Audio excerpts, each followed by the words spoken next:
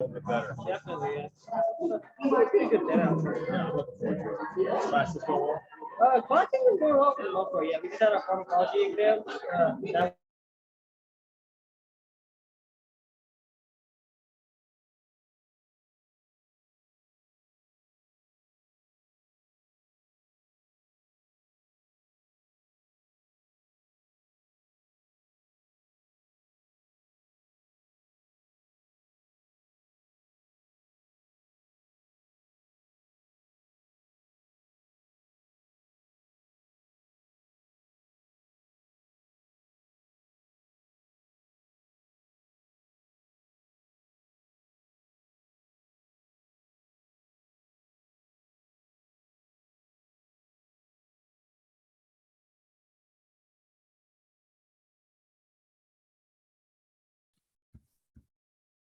Al, you there?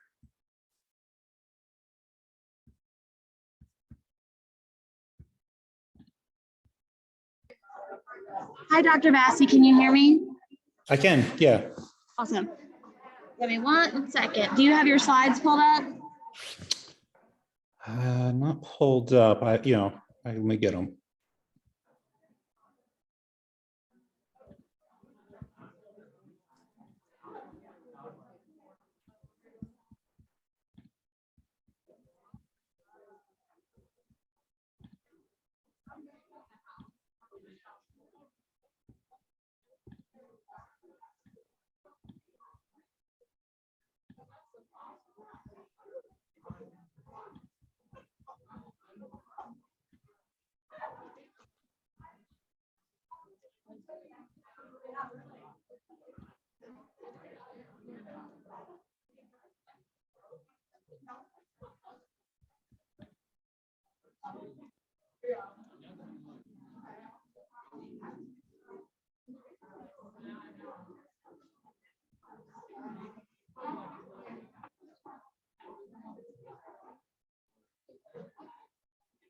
Sure. My mic is taken over by the room. Yeah, do you guys see my slides now?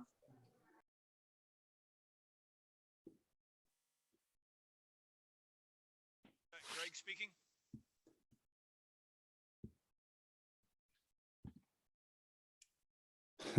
Yes, do you all hear me? I can hear you. Can you hear me? Just barely, but yes, I can.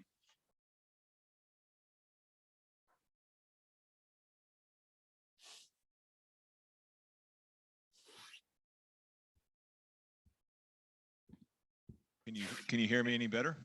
Yes, I hear you great now. Okay. Switch to a different mic. Give us a few minutes. Students are coming in, and a few students are departing from last class. Sure.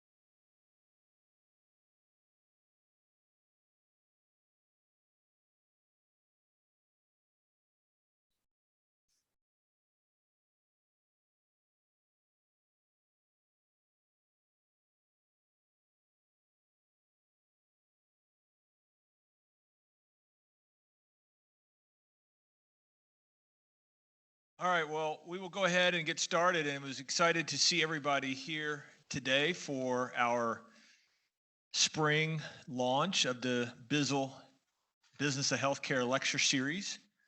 We're trying this new time, so let me know if you like this time better or not so much afterward, and or if we are going to do it during the common hour, are there better days of the common hour to utilize as opposed to not? So we're not stuck on Tuesday at noon, but if that's the best one, we would love having you here. We will be sending out in the next 24 hours the sign-up list for next week's Bizzell lecture series. We'll be having another alumnus, KU Tech, who will be representing the pharmaceutical industry piece, and so she is very much looking forward to it, and I know we'll bring a great sort of lecture. Very excited about Greg Vassie joining us. If you looked at his bio on LinkedIn, one of the things he says he's associated with is CPESN. Does anybody know what CPESN is? Those acronyms. Dr. Ferrari can't answer the question because I know she knows it. So he's referred to as a luminary of CPESN for North Carolina. So it stands for Community Pharmacy Enhanced Services Network. So what are enhanced services? Many of your non-dispensing activities that you do in a pharmacy. And so pharmacists around the country are really trying to collaborate together to get payment for enhanced services or the non-dispensing activities. So that's the CPESN part. And then secondarily, he says he's affiliated with an organization called IndyCare. Does anybody know what IndyCare is? And I don't know if you're going into this. So if you're going to talk some about IndyCare, I don't want to go too far, Greg. No, go ahead. I mean, it's good to kind of get a gauge as far as where people are, and and I can elaborate. Well, they're in the process of trying to disrupt the marketplace. Would you say that's fair? Sure. Yeah, and they got some neat stuff going on. So Greg Vassie, as you can tell over his right shoulder, he's a UNC alum. He's representing sort of more the community pharmacy side, but doing great work. And so it's great to have you. Thanks a lot for being able to talk to our students. Well, thanks for inviting me. This is exciting for me. It's always a good chance to work with students. Obviously I was there back in 2003. So the jitters, the nervousness, what's my career going to look like? I basically felt all those things, and had opportunity to do a little bit of everything. And we'll get into it here in a second, but ultimately I went a path that led me to community pharmacy, and really trying to make changes for the better. Again, my slide deck will kind of illustrate how the evolution of community pharmacy basically has evolved quite a bit over the years, and where I anticipate the market going, and where I'm trying to meet it myself. But there's a lot of disruption that's going to happen, and I think some of the themes that I'm going to talk about are opportunity, and then also I don't want to talk about me all that much. I talk about me myself almost too much, and so I really want to focus on you, and also the path of community pharmacy, and again the opportunity that is presented. Also, this is the business of healthcare course, so let's talk about business. I went to business school before I went to pharmacy school, and so I focused more on accounting, tax, but because of my new enterprise, I've also worked with the MBA students there on innovation and entrepreneurship, marketing, sales, some of the things that I did in the industry. I had the same focus, and so I'm very adept in all things business. So as the questions pour in after I'm kind of done with my little talk, don't hold back. Let's talk about profits, negotiations, structuring deals. Let's try to have fun, at this course. The other thing is, my advice here is not going to be universal. I mean, we're all completely different in our goals and our talents and our aspirations. And, one of the things that motivated me as I was pouring through all my opportunities was control. And I think, that has allowed me to do what I wanted to do. And so I never kind of rely on the kindness of others. Allowed me to kind of control my own destiny, and I kind of made a bet on myself, and I feel like I'm doing okay so far. So from there, I kind of just wanted to say before we kind of move in that, I'm convinced that you all have, the intellect to be very successful, in whatever you decide to do in pharmacy. But the biggest factor is, to determine how successful you're going to be is just grit. So this is kind of segueing into our next slide, which is the tradition of pharmacy. And, you look back, and I kind of look at it as various eras, from the soda jerk days that, really kind of got pharmacy off the ground, and back then, it was the 20s, and, people went to their local pharmacy to kind of sit at the counter, and get their medicines compounded. And, it was the very early days of pharmacy. And then we got more organized and got into lick, stick, and pouring, which basically, in my mind, is became more retailers and merchandisers. And so that, looked quite different from, the early days. Then we got into the big box eras, as I like to call it, which is kind of where you see most of your pharmacies and communities kind of setting up now, where, the big box store sets up, their larger, 12,000 square foot pharmacy that has a little bit of everything. And now, we're getting into the new segment, and that's what I like to call like a pharmacy plus clinical services. And this evolution essentially happened, for a number of reasons, but, a lot of it, comes down to technology, and, more evolution of how do we centralize certain services by still remaining very localized and personalize your relationships, with the trust equity that, community pharmacy has established from being in these communities for over the years. And, now you're starting to see, what you can do from the clinical aspect of pharmacy, from just dispensing to now much more than that. And we'll kind of get into some of those things. But from a personal note, since, you asked me to be a little personal, and I'm not going to try to spend too much time on me, but my great-grandfather graduated from pharmacy school in Temple in Philadelphia, and I have his diploma sitting in my office. And that was in 1929. He opened up his own pharmacy in Atlantic City, and I can imagine if anyone watched Boardwalk Empire, I'm sure he knew some of those characters out of that TV show. And then my in-laws are both UNC alum, graduated from UNC Pharmacy School, and worked in the Charlotte area. My father-in-law was a regional manager for CVS, and so he helped bring in the big box era, if you will. And then my wife and I both graduated. I graduated in 2003. My wife was a year after me. And my sister also graduated from pharmacy school. So I've got a lot of pharmacy in the blood. And so I've got two kids that one day hopefully will go to pharmacy school and be sitting in the chairs that you're sitting in right now. So for me, this is probably the only slide about myself, honestly. So what I wanted to kind of highlight here is, as you're sitting, in those chairs, you really don't know a lot of things. I mean, you have a good idea as far as where you want to go with your careers, but careers morph, really it's going to be decided on a lot of what your personal aspirations are going to be.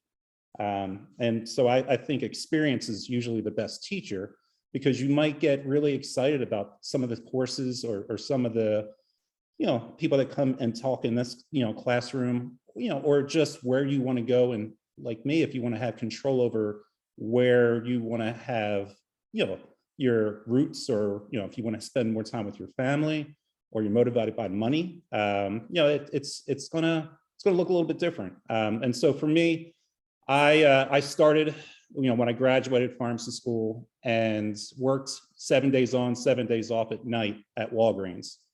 And that allowed me to work at independent pharmacies during the weeks off. And then I, worked 3 days, 12-hour shifts at a community pharmacy in Lumberton. Allowed me to get money to open up my own pharmacy. And then from there, I opened up multiple pharmacies, utilizing kind of a strategy of finding a really good and personable pharmacist that was in a chain pharmacy, and teaching them all about ownership and business, and then providing them the acumen of business ownership and some capital to open up their own pharmacy. So I did that a number of times over the years, and I was very, successful with doing that. But then DIRs and GERs and all the other fees that were external to what my operations were, started to affect, how the business, at least in my mind, the vision of what the business will look like. And so, with that, I decided to really try to focus on, well, if we can't do it doing what we're doing now, what's the future going to be? And so I started going to a lot of conferences that were outside of pharmacy, and from primary care to figure out what their struggles were, to home health to see what opportunities may lie there, to urgent care and convenience care conferences. And I learned a lot. I learned a lot about the system. I learned about what struggles these other folks were dealing with. But more importantly, I learned where the opportunities were, and how I can figure out a way to kind of make my brick and mortar pharmacy more empowered.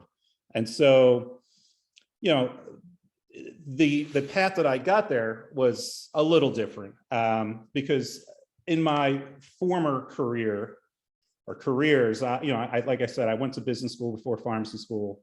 I did GSK marketing, sales, product info. I was medical writing. I did long-term care pharmacy. There was a lot of things that I was involved with, but it really wasn't until I decided that I wanted to kind of stay in a certain local region, and that family was the most important thing for me and my time. And so that's why I kind of created the career that I created, essentially, which led me to the CPESN, which again is the Community Pharmacy Enhanced Services Network. And what I do in that network is, there's 270 pharmacies in North Carolina that are associated with it. So I'm the lead luminary. So I basically in talks with payers, health systems, ACOs, and just partners in general that are looking to try to figure out ways to get pharmacy more involved in what they're trying to achieve, with their either the panel of patients or their initiatives that they have. So strategic partnerships is a big thing, and usually what that leads to is opportunities that we have a number of patients that come to see us in each one of these 270 pharmacies, and we try to figure out ways to enhance their health outside of just dispensing medicines for them. It can look very different depending on what the payer or the partner wants to achieve, but trying to get that organized and scaled is kind of where my expertise lies, if you will. And then the other things that I try to do with that network is I'm also on the board, and there's 3,500 pharmacies there. And because I have a business background, and I own a CPA practice in Chapel Hill, I'm able to kind of decipher how to kind of get these programs off the ground. So that is what I'm trying to do for them. And then with IndyCare, as I talked about before, the genesis of that was I started building pharmacies next to the traditional urgent cares, which were 2,400 square feet. And they were very successful. I mean, urgent cares are very consumer centric.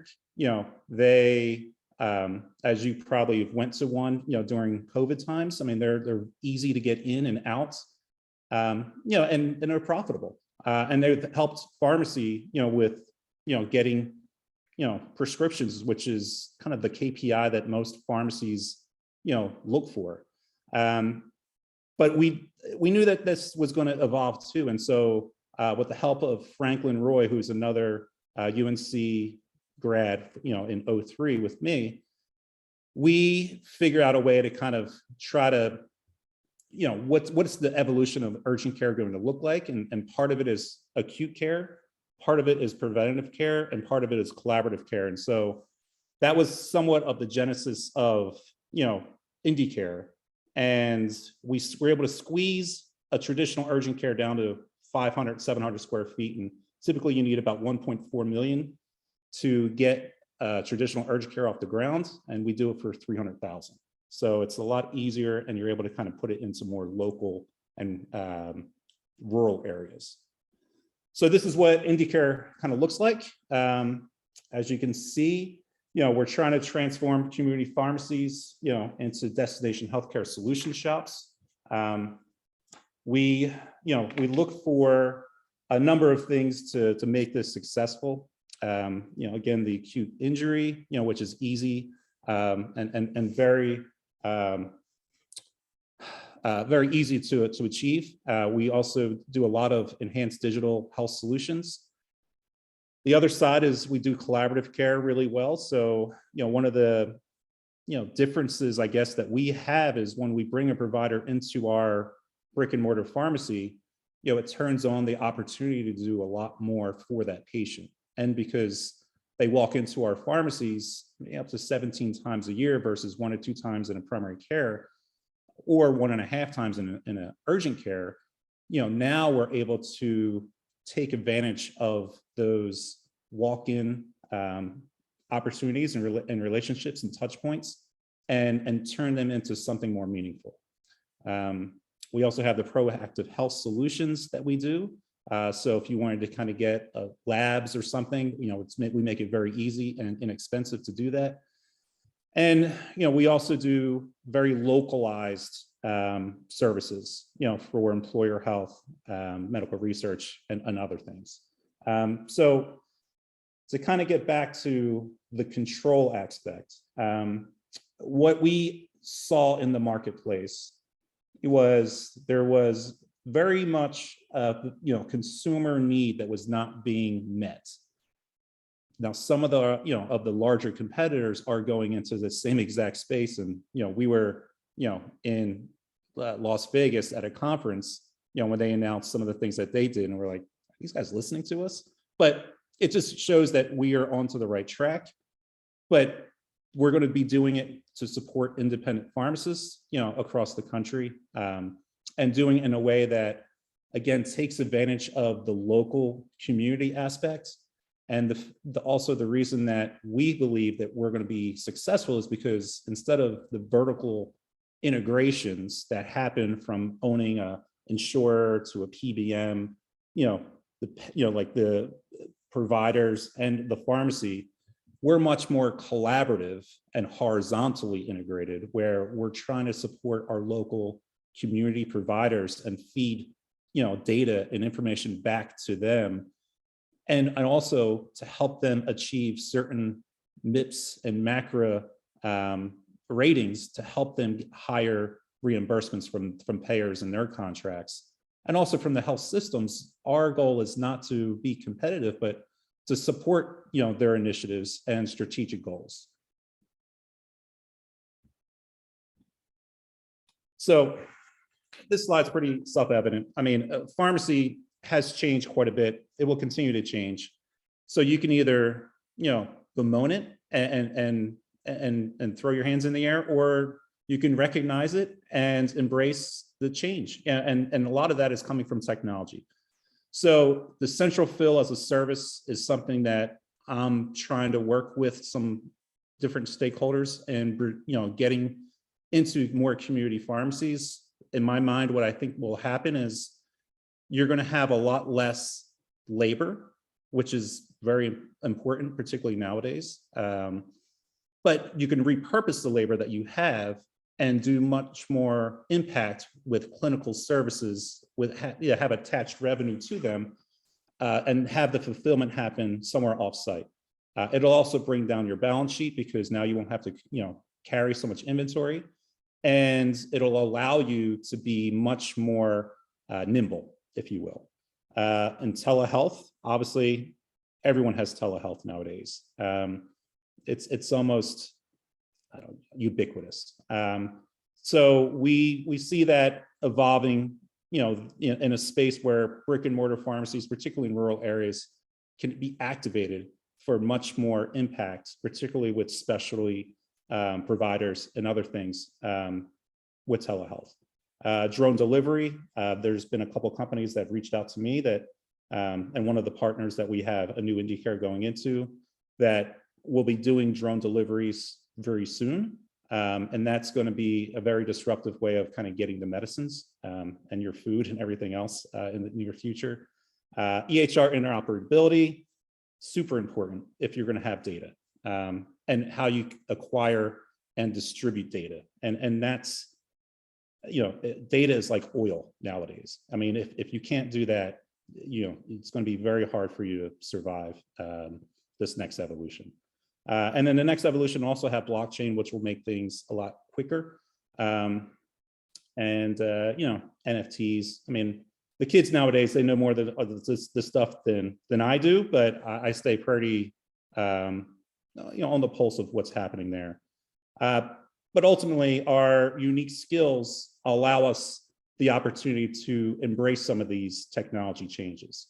Again, being local, there's so many call centers. All the big, large stakeholders are trying to figure out how do we touch this person that we haven't seen or a provider hasn't seen in a very long time, and we just don't have any way to kind of keep track of them. And so owning that last mile of care is critical for pharmacy success.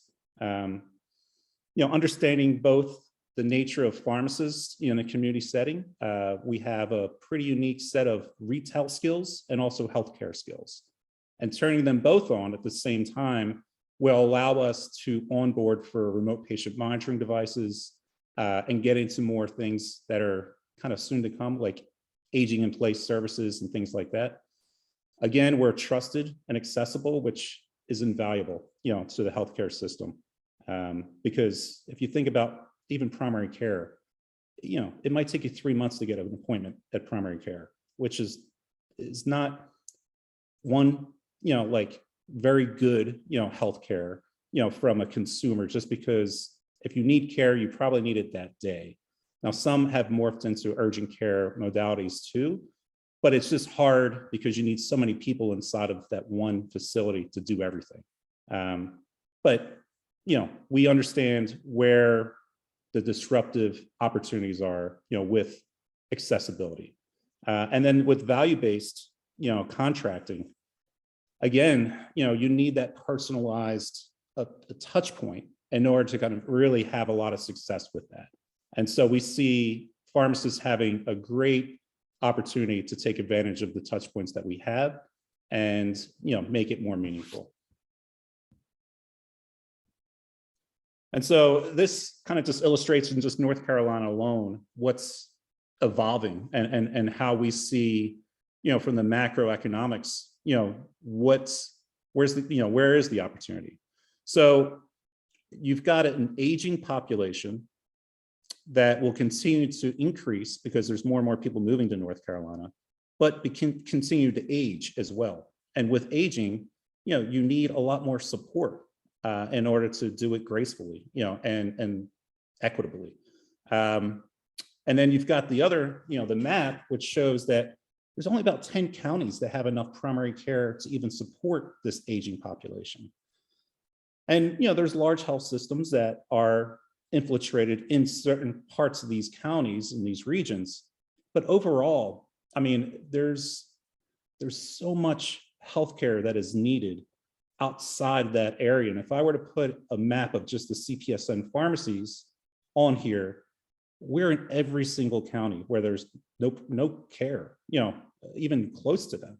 So when I say that, we're trying to, get a little bit more on the care management and also providing, better healthcare, we know we can't do everything, but we can support and push them into primary care, particularly the patient-centered medical homes, and allow them to have, very good healthcare and specialty care if they need it. But you have to own that last mile to know what's happening in the home.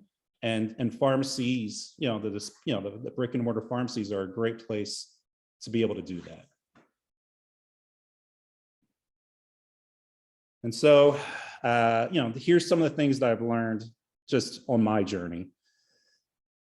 Great healthcare is local, because I've opened up pharmacies in the mountains to the beach, to central part of North Carolina. They're all different, and every area needs are a little bit, varied. So from a large, I would say, payer or, big conglomerate that thinks that they're going to be able to kind of scale, various programs and services across the country and in the same way, it's not going to happen. It's never has happened, in healthcare. And it's because each community has its own specific needs that might be different from the county even next to them. Our patients' needs trump everything. So the only reason we're in business is to support our patients. I recognize that, without them, you don't have anything. I mean, you need revenue, and the whole healthcare system is built upon, insurance and, and access. And you have to be in both of those in order to, play in the game. So the only way to really achieve success, because there's a lot of narrow networks and there's a lot of pushing and pulling these patients, depending on which insurance they cover, is to own just the trust and to be very relationship driven, to have them choose you versus all these other places that they easily can choose at this point, and are being pushed with a lot of different incentives to go to these other places. When we evaluate opportunities or, other things in CPSN, some of the stuff that I always kind of keep, top of mind is, in order for any program to have success and scale, it needs to be profitable, it needs to be marketable, it needs to bring value to partners, and it has to be implemented in the existing workflow. Without those 4 cornerstones, it's probably going to fall apart at some point, in the scale process. So in healthcare, that's kind of just what you need to kind of keep top of mind. Again, I talked about pharmacy's value, the closing the care gaps. This is something that also, is very important for all of the healthcare stakeholders. And I think a lot of times healthcare forgets about the patient has to have the buy-in in order to make it successful. And it's important for us as pharmacists, because of those touch points, like I talked about, to convince them to, to go in and really embrace, why we're trying to do these things. So far, healthcare doesn't really do a good job of that. They might send a letter, or they might have a call center, but it's really, that personalization that's going to convince them. And then the last thing is, you have to embrace change and evolve or slowly fade away. With the slide that I showed, with the different pharmacy settings, those pharmacies, some have gone, but some who have embraced change continue to prosper even to this day. And so the only reason they do it is because of their community involvement and wanting to do the changes for the patients that they take care of. And I think that will just continue, and pharmacy schools will continue. Their curriculums might change quite a bit, but I think, in the next 10, 15 years, just with technology and data, they're going to have a lot more opportunities to get into very disruptive modalities and scopes of practice. So here's the reason again for, that I do everything that I do. Family is very important to me, and hopefully these 2 little guys, get into pharmacy school one day, and I'd be very happy if that happens. But if not, then, we could look at doing something else. But that's all I got. So I wanted to kind of open it up now to really, take questions, and hopefully I can help answer any questions you might have. So what questions you might have for Greg? Thank you very much for that presentation.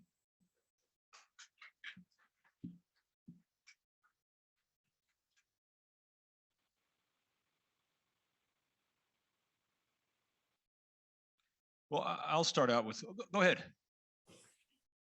So I just wanted to find out, like, I know one of the main reasons why a lot of community or independent pharmacies don't succeed is budgeting.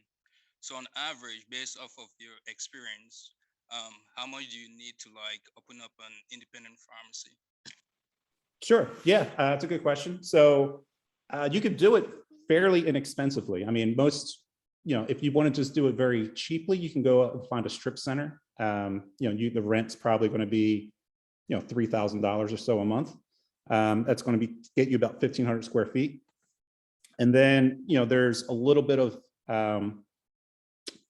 upfitting that you would need, which shelving, probably can range between $20,000 and $50,000. And then it's inventory. And then the inventory, Mutual has a program where they give you $100,000 up front. Some other wholesalers do some of the same thing, or buying groups. And then you can slowly build into it. I always looked at, once I broke even, which it changed a little bit, but it's about 120 scripts a day. But most pharmacies do, closer to the 250, 300 scripts a day. But once you hit the break even, and break even is labor and all the other things that you need on a monthly basis, it's gravy. So you can do pretty well at 300 scripts a day. You're probably making take home about $450 if you have a lean operation.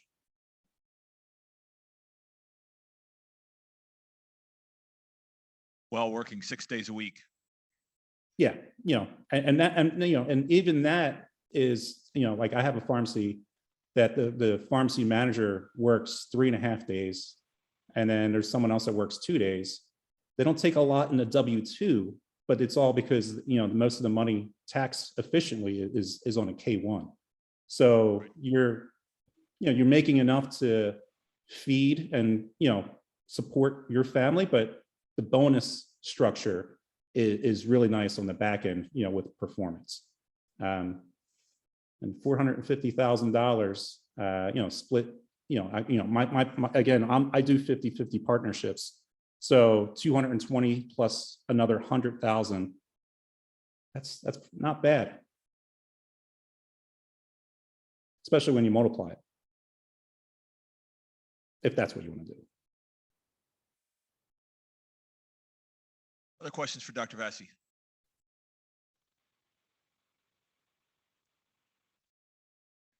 Well, then I want to sort of build on that. That was where my question was going to go. We hear all the time about the death of independent pharmacy and how terrible things are. But then I also see evidence of people opening new stores and growing into marketplace. So is it if you have a good business mind and a good business plan, the opportunities are there, or is there something else in play that allows those opportunities you're sort of just giving numbers to be there for graduating students? Yeah, so I mean, I look at it as frame of reference. So in the stock market today, you're looking at things just declining. So people want certainty, in order to make investable choices. Well, if things are gradually eroding, because they just haven't changed, their model, yeah, there's going to be less, certainty. And so you're going to have everyone screaming, that things just are going to zero. But that's not typically the case. I mean, what you usually fight that with is either more volume or, leaner operation on expenses, or getting into other things that allows you to prosper from a different revenue source. And there's a lot of things that we can control, like those things I just mentioned. But, you know, sometimes the reimbursements we cannot control. And so if they continues, yes, you know, eventually you get to zero, but it's a slow erosion. Things are changing politically and legislatively that I think will fight that. But again, I started with, I like to control my own destiny, which is you have to look for other opportunities that are outside of just the dispensing part of your business in order to thrive and prosper. So a new student coming out, you know, you hear a lot of things, but that's also where the opportunity is, you know, because if you listen to Warren Buffett and others, you know, you have to be greedy when others are fearful.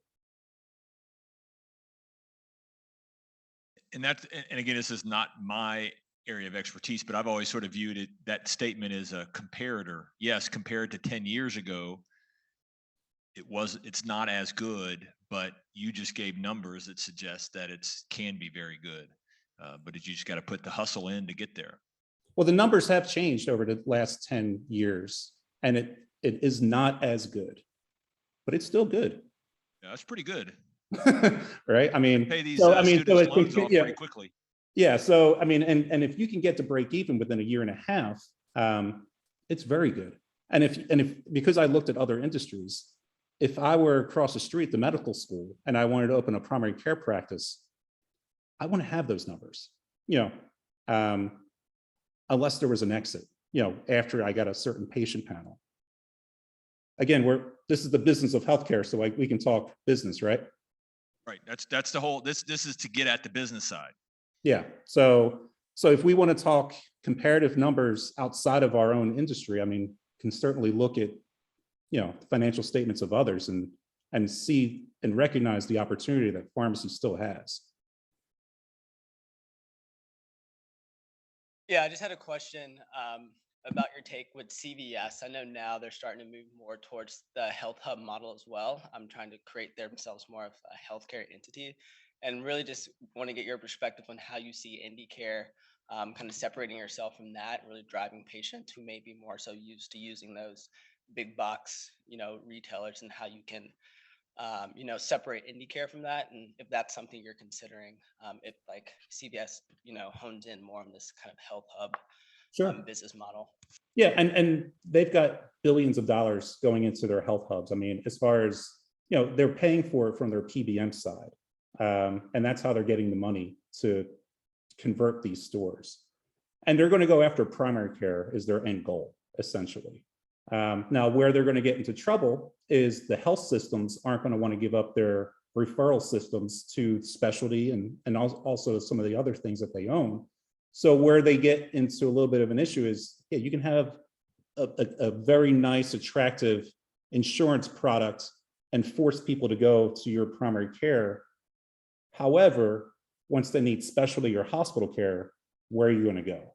So their focus is misguided. You know, yes, it's very achievable to get, you know, more access to patients and collect that data and then sell that data in various ways. And that's what they're going to achieve and do a good job of doing. But overall, they're missing the bigger picture in my eyes. Where for us, I mean, we do have challenges, obviously, as we start to scale, but, you know, we're trying to do it in a much more collaborative way. And maybe that's foolish, but we think that we can partner with health systems and other primary care doctors and really keep that relationship that someone has with their local primary care doctor stronger than what they get at a retail health facility.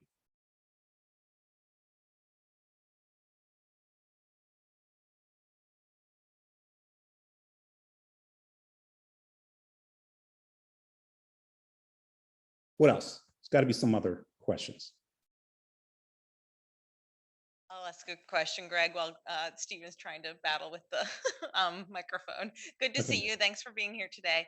Yeah, I wanted you to elaborate a little bit more with the students regarding the model of independent pharmacy and those different buckets. You started to allude to the buckets, and you talked about IndyCare and making sure that you collaborate with primary care. but you're right. 10 years ago or 20 years ago, you could make a strong case of just dispensing medicines and you could bring home a great revenue. That's not the case these days. So I think that that's where, people compare and contrast and like, oh, independent pharmacy's closing, but it's not closing. There's great opportunity. So I would like you to elaborate a little bit more on your buckets. Yeah, I see you just pulled up the slide, and maybe the businesses of these buckets and how you bring in revenue into the pharmacy. And if someone is starting a new pharmacy or is taking over and purchasing one, and they're obviously going to do the bread and butter of the medications, but what's the first 1 to 3 enhanced services or extra businesses that they should add to their pie when they're looking at the business? Sure. Yeah. So, I mean, currently, if you don't have a provider in your doors, there's only so much that you can do. There's remote patient monitoring, and there's transitional care management, and that's about it. From CMS guidelines. However, once you put a provider in your door, well, now with a collaborative practice agreement, there's a lot more that you can do that helps the practice next door achieve certain things that you wouldn't be able to do on your own, just because of our provider status, credentialing, contracting, and the like. So from a monetary perspective, if say you took all your patients that you had on sync, which has been the big thing over the last couple of years, and it's the right thing to do. One, it allows for more time. Two, it drives your data to be more proactive versus reactive. Three, it allows for scheduling, point-based modeling. And then four, it drives costs down. You don't have to carry as much inventory. So you take advantage of, say, the 200 patients you have in your sync program, and you make annual wellness visits, available to them. So the annual wellness visit is about $200 to $400, depending on how much you actually do. Now, you're going to be doing the work, but you're not going to be billing for that work. You're just basically working underneath the collaborative practice agreement of the provider next door. There's also, after you do an annual wellness visit, there's chronic care management, which is about a $40 to $60 per month revenue. And then there's remote patient monitoring, which is gone down a little bit just because everyone under the sun is trying to get into remote patient monitoring. And you still need to get and collect the patient's copay. So you have to do something of value, in order to make it worth that patient carrying around a Fitbit. So the way that we view it is, if you're doing a lot more with the medications, and right now most of the pharmacies out there are just doing it for zero cost because they just want volume, and you're able to do more of a program approach, well, you can turn those things on, and now the patient pays, say, $15, but they get a bundle of services around that. And ultimately what the healthcare system gets is data that is more predictive, and you can be more proactive. And if they do have an event or something that you notice, well, you can call the provider next door, and then they can do a telehealth service, or they can kind of bring them in before things exacerbate and they get into trouble. So total cost of care will go down overall, and your approach is more, again, proactive. Thanks, Greg. And I'm just going to do a quick little selfish plug here, that if anyone in this room is interested in what Dr. Vassie's talking about, this is my research area. Being proactive in community pharmacy rather than reactive in community pharmacy is what the appointment-based model is, and many of the things he just discussed in his last answer. Anyone is looking for research projects over the summer, come talk to me. I got one for you too, Stephanie, that we're just putting together now for transitional care management that I think you would find pretty interesting. So I'll call you later. Love it. Awesome.